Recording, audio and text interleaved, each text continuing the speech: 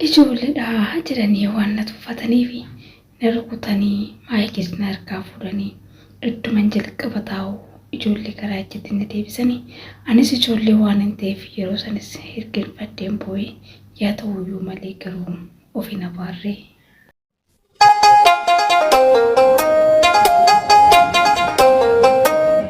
Nagaan Waaqayyo isiniif haa baay'atu akkam jirtu kabajamtootaaf jaalatamtoota hordoftoota showuu nageenya Waaqayyo lafa jirtan isiniif haa ta'u jecha egaa guyyaa har'aas viidiyoo haaraa tokko walitti deebinee viidiyoon kunis viidiyoo seenaa irratti hundaa'e yeroo hundaa'u kan isin bira ga'udha.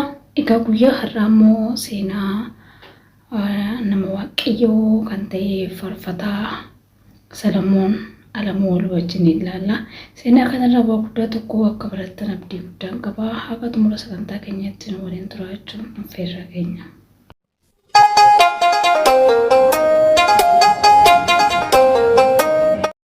Ani maqaan koo Salamoon Alamuun jedhama.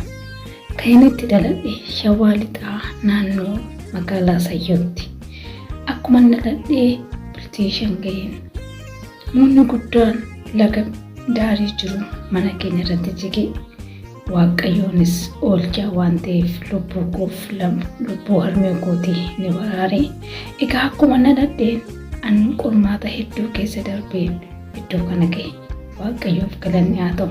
Egaa namni hunduyyuu hin argattaa gaafa jedhani akka bu'aa bayii qabuuf akka xaaranii fidan waan beekaniif malee akkanumaan ni argattaa jedhamee lafa hin argattu. Egaa seenaa kan koo kanarraa akka waa tokko barattan abdii guddaan qaba. Ani ijoollummaa kootiin afaan kan koo kanas saaqadhe harmee abbaa jedhee osoo hin taane Waaqayyoo jedheen afaan saaqadhe maatii koorraa gaafa naga'u. Jalqabumaayyuu osoo karaa addunyaa kanaatti hin dhufne abbaa kootiif waa dangalameef kakuun galameef waan jiruuf guyyaa kana isaanis abdiin eeggachaa turan. Sababa amantii kanaaf jecha akaakayyuun kan koo baay'ee ari'atamanii turan. Egaa kanarraa kan ka'e abbaan kan koos akka qotee bulaa tokkotti qotee bulaa adda dureedha. Garuu booddee wangeelaaf jecha aarsaa of godhee karaa garagaraa deemee waldoota ijaaree lubbuu haaraa karaa mana Waaqayyootti fide. Egaa anis ijoollummaa koorraa kaasee akka gaggabduu fakkeessee guyyaa shashanii natti deebi'a. Maatiin kan koo mucaan kun nukkubsataayii jedhan. Ergan jabaadhee karoonaan waggaa afurii ga'een boodatti ayyaana Waaqayyoo ta'us ni barani. Anis afaan kan koo faarfannaa saaqamee halkan waan weeraree irriba keessaa ka'ee bu'uufi ani ijoollummaa kiyyaani abbaa koo jalaa rafuu jaaladha. Kanaaf jedhee yeroo baay'ee irriba keessaa nan ka'an ture. Abbaa koos nan kaasaa, nan iyyaas, nan boo'a. Namoonni uffata adaadii uffatan tokkos dhufaniitii natti dhufanii na wajjiniin akkana jiru jedheen. Obboleessi kan koo maaliif yeroo hundaa abbaa kan koo rakkista gaafa naan jedhu guyyaa tokko itti hime. Maal jedhu naan jedhee innis na gaafate. Daannichis faarfannaadha. Ani garuu faarfannaa ta'uu hin barre afaan kan koo sirrittis hiikame hin jirus waan ta'eef ittiin hime. Lafaaf samii inni uume mataa barruusaatti dababaatee harka kootti fataa jedhee gaafa itti himu. Obboleessi kiyyaas galgala san abbaa kootti hime. Abbaan koos hime gurbaa kootuti kan obboleessa keetiin jette sanii jedhi meenaan jedhe. Anis irra deebi'een sagalee kana dhaggeeffachiise. Ani ijoollummaa koo daa'imummaa kootti kaasee faarfannaa waan hin jaaladhuuf dhaggeeffachiisu waan hin jaaladhuuf achi keessaa fuudhee jira laata jedhee abbaan koo kaasetti hunda daddabarsee ilaalee dhaggeeffate. Garuu faarfannichi immoo achi keessa hin jiru. Achi booddee abbaan kan koo akkananii faarfannaa faarfadhus ni bare. Kanarraa kan ka'e abbaan kan koo galgala nanaanis na qo'achiisaa faarfannaa sirra deddeebi'ee akka faarfadhu waan na godhuuf irriba naan kennu. Qalama fuudhee mataa keessa na rukuta. Ani yeroo san daa'ima waan ta'eef yoomumanii akka obboleewwan koo rafan kanatti rafaa jedha. Obboleewwan koo hangafaa lama jiru. Anaa gadis kan jiran ijoollee sadiidha. Nuti maatiin keenya nama 6 taanee turre. Garuu achi keessa inni irriba dhabu ana ta'e.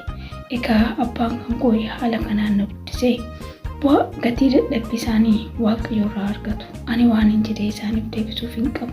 Oduu abbaan kan koo yeroo sanis gadi na qabee akkasanii faarfannaatti cimee hojjedhu osoo na taasisuu baatee ani yeroo kana iddoo kanaan ga'uun ture. abbaan kan koo anaaf jecha hin qabu. Abbaan kan koo na faana taphatee akkana ni keessa jedhu siin godhu. Akkana ni keessa darbu siin godhu. Fuula isaas natti guduuf immoo akka inni irraa fagaadhus nan godhu. Abbaan kan koo bakka abbaatti abbaa naaf ta'a. Bakka hiriyaatti immoo gaafa koo maal natti dhagahame yaadni ijoollummaan ni jira mitiire yeroo san jiru natti himadhe natti dhiyaata. Abbaan kan koo anaaf abbaa gaariidha. Ijoollee dhalchaniif qofaa ijoolleen yoo dhalatanii fi maatii gaariidha hin jedhamu. Harmee kan koo xiqqooma yoo gaaf rakkadhee jedhe naaf kadhadhu hin jedhaan. Harmeen kan koo kadhannaadhaan na cinaa dhaabbatti. Ani ijoollummaa kootu gara furitti gaafan faarfadhu of danda'ee miti. Waldaa dhagees gaafan faarfachuu eegalu luka abbaa kootii lamaan gidduu hojjedheen faarfadha. Nama dhiba. Namoonni tokko tokko immoo akka isaan jedhan nus osoo ijoollee keenya leenjifne luka keenya gidduu hojjettee faarfachuu yoo hin dadhabde ittumaan waldaadhaa dhalaan nyaachuufi jedhanii maqaa nu balleessaa turan. Nama ajaa'iba silaa namni waan namaan jiru dhabaaree ofiinuyyuu waan jedha. Gaafa ani waggaa 7 ga'u konfireensii deemuun jalqabe. Ijoollummaa kootii kaasee qorumsa gurguddoos waan dabarsee jiruufi uumaa miti. Waaqayyoon guyyaa qaba waan ta'eef anis guyyaa isaanii ga'ee innis na gargaare. Konfireensii akkuma uumameen abbaan kan koo yeroo baay'ee isa qabeenaan deema waan ta'eef guyyaa kana dhukkubsatee waan jiruufi shifira tokkotti na kennee bakka waldichaatiin naa ga'ee jire. Shifirtichis amantiin isaa kan biraa waan ta'eef kinoo iddoon abbaan kan kee jedhe kanaan jedhe.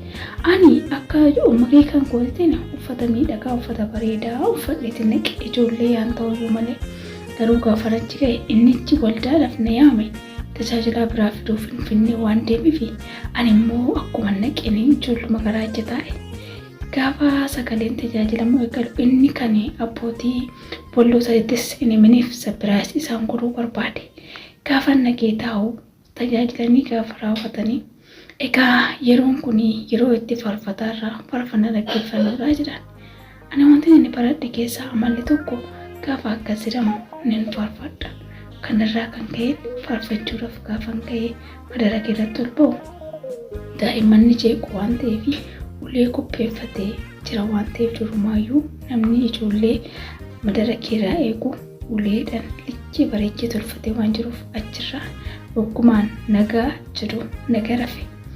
Maayikis na harkaa fuudhe anis deebi'een taa'e ijoollummaan waan natti jiruufis hirqinfadheen boo'e. Egaa maal godhuree wallaalummaadha garuu osoon waaqayyoof jedhee yoonaan arrafames yoo rukutames homaa miti. Yaadni ijoollummaas waan natti jiruuf hin boo'e malee ijoollummaa koosan keessa hoo taa'ee ofina baarre deebi'een boo'aa iddoo kootti deebi'ee taa'e. Gaafa jedhuus tajaajilichis inni kan isaan laalanii nama uffata bareedaa uffatu nama guddaa laalanii. Isaan namni guddaan yoo dhufe nama guddaa santu ayyaana guddaa waan qabutti fakkaata. Ijoollee yoo ta'an waan nama qaqallaatti xiqqaa yoo ta'an immoo ayyaanni sara jirus xiqqaatti fakkaata. Maal godhuree akkiitti hubatan kun nama dhiba. Gaafan taa'u inni ichi na waame sun dhufee eessaree faarfataan gaafa jiran. Eeguu ati faarfataan ati jette madara keera kan taa'u kana seenee faarfadhu jennaan lakkee anuu faarfataa miti nuun jedhee eessa jedhani. Gaafa na laalu ijoollee garaa ijjan ta'a. Kanaan faarfataan ani jedhee mucaa xiqqaa waaqayyoo dibee nuuf kaase kanaadhaa jedheen. Gaafanii madara kee gubbaarratti ol ba'ee maayikii qabadde jiru inni na rukutes inni boo'e. Namoonni yeroo isa rukutamuu kan koo arganis hirqiffatanii bu'an. Anaaf hin malan seenee teessoo natti fuutee irra na teessiftee gaafan jiru namoonni boo'ichaaf ijjechuu dadhaban. Anillee deebi'een boo'e. Waaqayyo maqaan isaa kan eebbifame haa ta'u inni na rukutes bahee qajeele. Egaa ani jireenya koo keessatti kan sodaadhu waa sadiidha. Innis daa'imman manguddoo umurii dandeemanii fi akkasuma immoo hiyyeessan sodaadha. Hiyyeessi nama biraa yoo qabaachuu baate waaqayyoon qaba. Daa'imman immoo abdii boruu waan ta'aniif bakka isaan gaanu waan hin beekneef daa'immaniif illee mirga isaanii eeguun barbaachisaadha. Manguddoo gaafa ta'u manguddoodhaaf immoo iddoo kennuun keessumaayyuu namni du'a ga'e nama abaaruun gaarii miti. Egaa anis kanarraa kan ka'e waa hedduu keessa qoramee waan darbeef anis namaaf na yaadadha jedheen beeka. Anis namaaf na yaada jedheen akkasuma immoo of eeggannoolee nan godha. Ani barataadhas faarfataadhas Waaqayyoon gargaaramee isaan lachuuyyuu hojjechaan jira.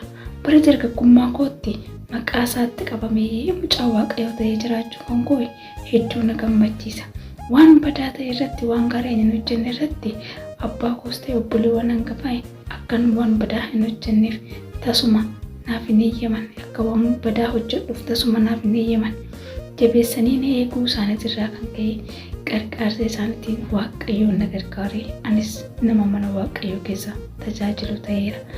Egaa yaa obboleewwan koo seenaan kan koos kana fakkaata.